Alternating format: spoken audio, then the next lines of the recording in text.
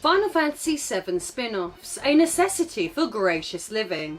In 2023, we're deep in the remake/sequel/cash grab trilogy that is the Final Fantasy VII Remake series. But if we look to our past, they're far from the first titles to spin out from the beloved iconic original PlayStation adventure. Titles like Dirge of Cerberus would make the RPG franchise into a third-person shooter, and side franchises like Theatre Rhythm turn the music from this title into a rhythm game. But the most prolific Final Fantasy VII related game of all is the now legendary Crisis Core. This game had originally been released on the PSP but recently seen a re-release across all modern hardware. While this 2007 game is the Final Fantasy VII prequel that most gamers are familiar with, believe it or not, Final Fantasy VII has another prequel game that came out 3 years before that one. Sadly, such a title is now considered lost media today, which is incredibly sad considering what a vital franchise Final Fantasy VII is. With even more Final Fantasy VII games on our horizon, this, in my opinion, gives this delisted oddity renewed relevance in the modern era, hence the making of this episode. The game I'm referring to is the obscure Japan-only title that, for preservation purposes, deserves a re-release, as there is currently no way available to play this one. So without further ado, I am Lady Decade, and this is the story of Before Crisis Final Fantasy VII, a Final Fantasy VII prequel that you've never heard of. Set 6 years before the events that unfold in Final Fantasy VII, the no longer available Before Crisis would provide gamers with a unique additional look into the world of Final Fantasy VII. Loads of the game's iconic favourites make appearances in this one, such as Cloud Strife, Tifa Lockhart, Aerith, Rufus, Sephiroth and more, and being a prequel, even Zack Fair is involved too. But to fully understand the story behind this one, let's time travel back to the ancient year of 2004 and think about the cell phone you had at the time. It wasn't an iPhone, as that didn't hit the market until 2007. Mobile games are often challenging to preserve even today, but ones from 19 years ago are even more elusive to try and play. In 2004, cell phone games at the time were much more restricted, having to run on paltry processors that paled in comparison to the comparable Game Boy Advance and Nintendo DS, and a far reach from the portable powerhouse that was the PlayStation Portable. These devices were far from ideal for gaming, with phones rarely, if ever, having dedicated gaming buttons, such as a minimalistic D-pad and action buttons. Well, unless we of course include the N-Gage, but f*** the N-Gage. Games like Snake worked perfectly fine, and minimal titles like Solitaire and ambitious ports of Sonic the Hedgehog could be played, or more accurately tolerated, at the same time as you waited in line for The Passion of the Christ, White Girls, or whatever classic was being shown in cinemas then. While mobile gaming in the West was mainly a casual gaming affair, in Japan, on the other hand, some saw the future of mobile gaming a little differently. Japan would find itself with a bit more of a dedicated and concentrated goal to make mobile gaming a successful endeavour that would pull in experienced gaming connoisseurs. This lofty pursuit would actually end up being a relatively successful one. NTD Docomo's iMode initiative found at least 20 million users in its heyday. Support from companies like Taito, Konami and Namco led to classic franchises like Puzzle Bobble, Space Invaders, Galaxian and Pac-Man making honest attempts to find a place in the newer market. Following these early successes in Japan, 2004 would also see the launch of the GREE platform. Kevin Bacon would be proud, as this was named after the 6 degrees of separation concept, bringing gaming to feature phones, as they were called at the time. Feature phones? That's a term that's more dead than information superhighway. Square, now having done the fusion dance of Enix to form the monolith known as Square Enix, would begin releasing titles on the various successful services, with prominent releases such as Dragon Quest Mobile, Final Fantasy Mobile, and more ambitious titles like Drakengard, Aleste and ActRaiser coming soon after. But as time passed, the basic ports would soon fall by the wayside, as 2004 would see the release of Before Crisis Final Fantasy VII, the first in the compilation of Final Fantasy VII meta project on NTD Docomo devices. The entire compilation project started with this title and would be preceded by many more, including well-known entries such as Dirge of Cerberus and Crisis Core. Truly, there's nothing final about the name Final Fantasy VII. Amongst the many fresh new Final Fantasy VII projects from the era, there would even be a computer-animated feature-length movie released, known as Advent Children, which built on the world established in the iconic original game and featured as a story sequel.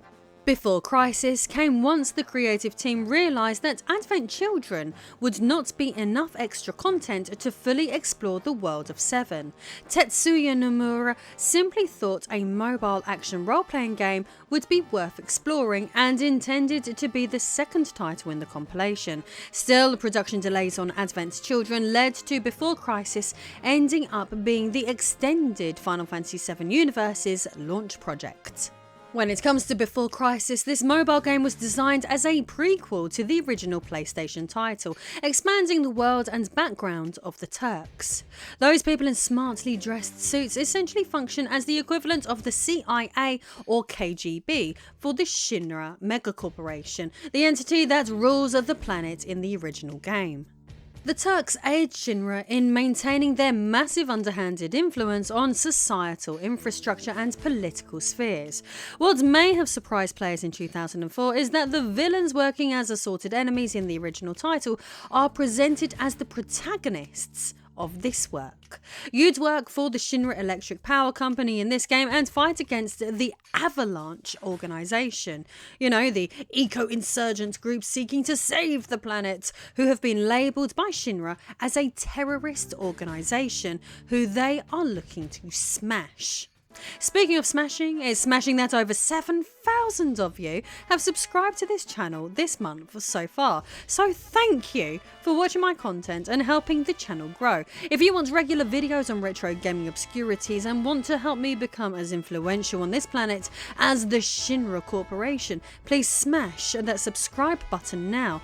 Sephiroth isn't real. Fake news. I knew about Sephiroth before anyone else knew. We are going to build a plate over Midgar and the slums are going to pay for it. You people are tremendous. Subscribe and make YouTube great again. As for Before Crisis, your player can be a man or woman and have a custom name in this 2D stylized RPG. The game splits between a few different modes of play, which is pretty impressive for a relatively early mobile game. Throughout the game, the trainee Turk is out to investigate Avalanche's activity involving an assassination attempt on President Trump. Shinra. The president soon becomes wary of the true intentions of the Turks, thinking there is a mole in the organisation. This conspiracy unravels and the true double agent is revealed, leading to the president ordering the decimation of the Turks, leading to them going into hiding and eventually aiding in the events of the Final Fantasy VII game. Tremendous. Huge. The game features Episodes Mode, the main story adventure. Here players progress through the story. Furthermore, Free Mode lets players explore the world, allowing for regular experience gaining.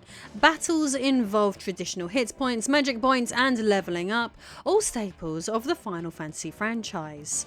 The materia generation system inventively rewards players with materia by taking pictures with the real-world camera phone on the device they're playing with. The game takes the content of the photos and boils it down to a base colour and interprets the lighting to choose the type of materia that's generated. A pretty innovative feature for a video game that appears so basic on the surface. This materia can then be leveled up and be used to summon monsters, and more materia slots can be unlocked by earning rank points alongside other bonuses. Materia can also be traded via online multiplayer, which can be sent by email. Literally email. Imagine seeing, use this one weird trick to increase your materia in your spam emails. With this online play, 3 people could be on a team simultaneously, and defeated players could be rescued by their other real-world friends. After the initial release, a battle square fighting arena was added, allowing players to play against the computer or their real friends alongside additional difficulties. The choice to have the Turks be the heroes of the title was a concept prompted by Tetsuya Nomura for what could be Hajime Tabata's first major project. Tabata would then direct several other titles in the Final Fantasy franchise such as Crisis Core, Type O and 15, before leaving Square Enix on Halloween 2018 to become the current CEO of JP Games. Takeharu Ishimoto would compose the music for this one as his first major project for Square, and would eventually go on to work on various Final Fantasy, Kingdom Hearts and The World Ends With You titles. The first day of the title's availability led to the game registering 200,000 users, becoming the best-selling mobile title up to then. But a popular game on an ever-dwindling service eventually led to depreciation. While it may have been a great-selling game on a mobile phone, the advent of the iPhone and various Android devices meant that gaming from this point on would basically be limited to Apple and Google operating devices. For Japan, the episodic adventures that Before Crisis brought ended in 2006, with Square Enix announcing an English version would be released that year. Still, unfortunately, as history now shows us, the localization was cancelled.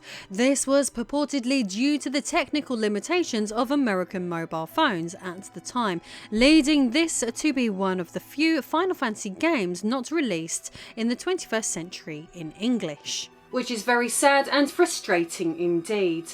Still, after its initial run on mobile devices, there have been some other murmurings about the game over the years. For example, in 2010, there were hints that the game could be remade for the Nintendo 3DS. As attractive as this was, this prospect was eventually abandoned. Moving forward, sadly 2018 saw the service that had supported the game end, so even if you still had a classic phone that could run the title, it would reportedly no longer work. This, in my opinion, is an incredibly sad loss to gaming history, especially when we bear in mind that it directly relates to a title of the magnitude of Final Fantasy VII. This is why digital media sucks compared to video games that have seen physical releases. With the creation of the Final Fantasy VII Remake and renewed interest in the game and its spin-offs, one of the titles to come from this reinvigoration would be Final Fantasy VII Ever Crisis. Developed by Applebot and published by Square Enix for iOS and Android, this single-player loot box game should be released to closed beta in the summer of 2023. In an interesting twist, Ever Crisis looks to review the events of the original game, the Advent Children movie, and the trilogy of Before Crisis, Crisis Core, and Dirge of Cerberus, resurrecting them with the active time battle system. Players can jump around the timeline, and the loot boxes inherent with, well, most mobile games will allow players to pick up randomized weapons and costumes. Tetsuya Nomura returns as the creative director for this title. Kazushige Nojima will add content from the first soldier and other aspects of the Meta franchise, making it a worthwhile adventure for those who have previously explored the titles. Still, this will be the first time any of the content from Before Crisis will be officially available in English for English-speaking audiences. Players will have to ask themselves, even if Ever Crisis is a proper attempt to resurrect the lost content of Before Crisis, will it be destined to be lost later in life once iOS and Android eventually update past the point of no return on the title? Thankfully, if you're adverse to playing games on your cell phone, it may be playable on an Apple TV. Still, fans will invariably revolt until the title joins future-proof platforms. The crisis of many mobile games no longer being playable is unfortunately a gaming crisis that is yet to be solved. Anyway, if you enjoyed this one, I would love it more than anything in the world if you could subscribe. Then, if you want more weird Final Fantasy VII history, check out my upload on when it was planned to be a Super Nintendo game. Thanks, bye!